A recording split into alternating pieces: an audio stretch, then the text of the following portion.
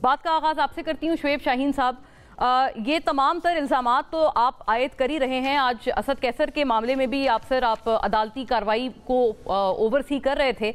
ये बताइएगा, वो कहते हैं कि ये तो ATC या एंटी करप्शन ने उनके खिलाफ एक कार्रवाई की है, और एंटी करप्शन की कार्रवाई को आप लोग किस तरह से कह सकते हैं कि बगैर कोई चीज़ अगर फॉलो हुए हुए या अगर उन्होंने अपनी साइड का मौक़िफ़ नहीं दिया तो आप लोग बहुत कोई बिफोर हैंड या बहुत अर्ली इन टाइम तो नहीं आप ब्लेम कर रहे हैं कि ये जी हमारी विक्टिमाइजेशन हो रही है? देखें मोना, पहली बात तो यह है कि कल तारीख आई है इलेक्शन की और कल ही पहला शिकार या पहला गिफ्ट पेश किया गया असद कैसर साहब की गिरफ्तारी के साथ। मुझे ये बताएं कि ये जो आज पेश हुए, क्या एंटी करप्शन वाले गिरफ्तार करने आए थे? कानून का तरीका यह है कि अगर एंटी करप्शन को इनकी गिरफ्तारी मतलूब है तो वो यहाँ आते, वो इस्लामाबाद पुलिस की मदद लेते, वो राहदारी जमानत के लिए मजिस्ट्रेट के पास जाते और गिरफ्तार करके ले जाते, और उसके लिए भी वारंट ऑफ अरेस्ट का तरीकाकार है। यहाँ इस्लामाबाद पुलिस ने गिरफ्तार किया और कहा कि हमें इंडेफिनिट पीरियड के लिए इनको जुडिशियल रिमांड में रखना है, जेल में रखना है, ताकि एंटी करप्शन वालों को हम राब्ता करेंगे। हमें पता चला है कि उनके खिलाफ एक FIR कटी है और उस FIR के लिए इनकी गिरफ्तारी मकसूद है, और एंटी करप्शन वाले हमारे से ताउन नहीं कर रहे, राब्ता नहीं कर रहे, लिहाजा उनको गिरफ्तार करके उनके यहाँ पेश करने के लिए हम उनको बुलाएंगे, वो आए, ड्यू प्रोसेस करके वो लेके जाएं, और 1 हफ्ते का पीरियड भी कम है बकौल उनके। तो ये है तरीकाकार। और इल्जाम क्या है? 2017 का कहते हैं जी वक़ुआ है, 2020 में कंप्लेंट फाइल होती है, कहते हैं जी 2 नवंबर को हमने FIR दर्ज की है एंटी करप्शन ने, और एंटी करप्शन के दूसरे मुकदमे में ऑलरेडी ये वहां बेल बिफोर अरेस्ट पे हैं और अगले हफ्ते की तारीख। ये जो फुर्तियां दिखाई जा रही हैं, आपको इनके ऊपर एतराज है कि ये इतनी तेजी आया इनको क्यों हो गई है, वो भी इलेक्शन की अनाउंसमेंट के फौरन बाद? ये बेसिकली प्रॉब्लम है जी। इस फुर्तियों के पीछे रीजन है, देखिए पूरे पाकिस्तान में किसी जगह हमें जलसे करने की इजाजत नहीं है। एक जगह पे लाहौर में मिली थी और जो क्रैकडाउन हुआ वो आपने देख लिया। अभी रिसेंटली पिशावर हाई कोर्ट ने ये फैसला दे दिया है कि आप पूरे KP में विदाउट डिस्क्रिमिनेशन इनको भी अलाउ करेंगे जलसा करने की। उससे पहले करक में जलसा करने की वहीं हो रहा था ANP का, वो पूरा प्रोटोकॉल के साथ, वहीं हो रहा था JUI का, उनको पूरे प्रोटोकॉल के साथ। वेयर एज जब इसमें PTI ने किया तो उनको सीधी गोलियां मारी रेंजर्स और पुलिस ने। मर्दान और सवात में बंद कमरे के अंदर, यानी जो कॉर्नर मीटिंग स्कीम जिसके लिए परमिशन भी जरूरत नहीं है, उनको उठा के जेलों में बंद कर दिया। और जब फलस्तीन के हक में मुजाहरे किए पूरे पाकिस्तान में, वहां से लोगों को गिरफ्तार करके जेलों में बंद कर दिया PTI के लोगों को।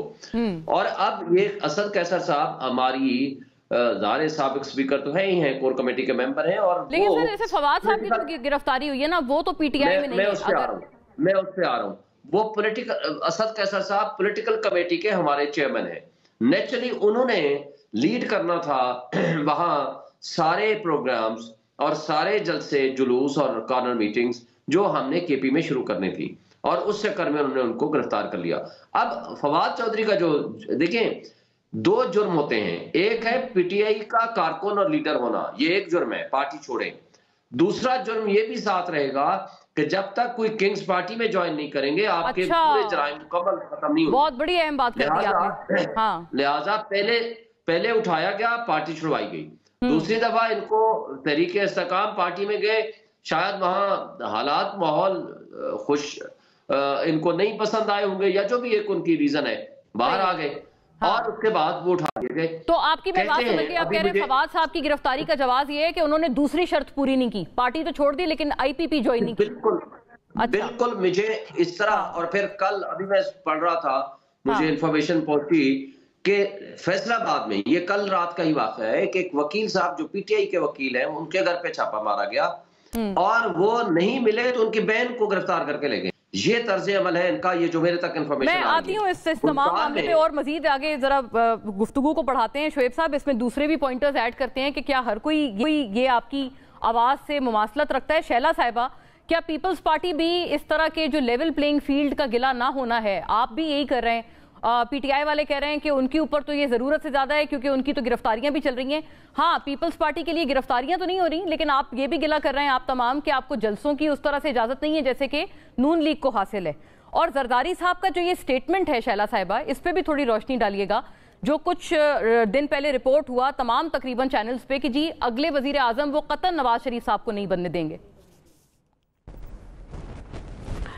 देखिए, जब पॉलिटिकल पार्टीज़ जो हैं वो इलेक्शन में उतरती हैं या किसी भी इदारे में भी अगर यूनियन में मुख्तलिफ ऑर्गेनाइजेशंस जो हैं वो इलेक्शन में उतरती हैं तो हर एक ये दावा करता है कि जी हमने जीतना है, हमने करना है।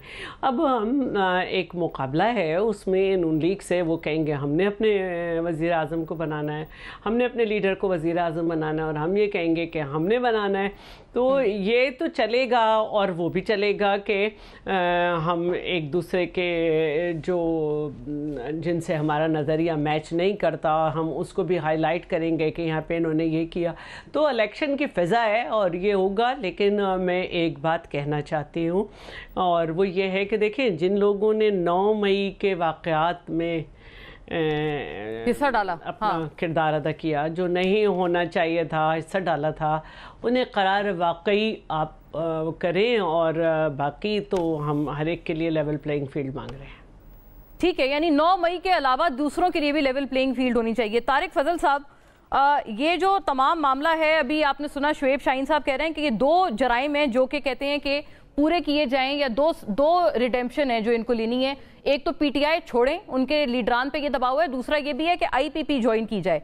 इस पूरे हालात में जहां पर इस कदर एक प्री पोल फिक्सिंग की बात की जा रही है, ऐसे पूरे हालात में अगर नवाज शरीफ साहब एक फेवरेट बनकर उभर रहे हैं तो आपका इस पे क्या तबसरा है? अगर जरदारी साहब ने ये भी कह दिया है, वो भी कहते हुए नजर आ रहे हैं आपके फॉर्मर एलाय, कि वो अगला वजीर आजम नवाज शरीफ साहब को बनने नहीं देंगे, बल्कि इजाफी तौर पे उन्होंने ये भी कहा है कि शहबाज शरीफ साहब भी उन्हीं की मदद से प्राइम मिनिस्टर बने, लेकिन उन्होंने अवाम के लिए कुछ नहीं किया।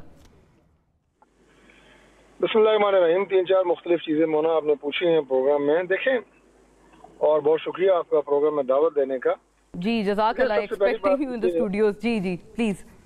जी पहली बात तो ये है कि जहाँ तक लेवल प्लेइंग फील्ड की बात है और मियां नवाज शरीफ साहब के आपने फेवरेट होने की बात की है, तो मियां नवाज शरीफ साहब तो अल्लाह ताला के फजल से इससे पहले भी 3 दफा मुल्क के वज़ीर आज़म रह चुके हैं और वो कोई नई शख्सियत नहीं है। इमरान खान साहब की तरह एक मोहरा नहीं थे कि जिन्हें उठा के पुट किया गया, एलिवेट किया गया, बसातियाँ दी गई और उसके बाद बड़ी मुश्किल से तिनके के सहारे खड़ा किया गया और उसके बाद वो अपने बोझ तले खुद ही दब गए।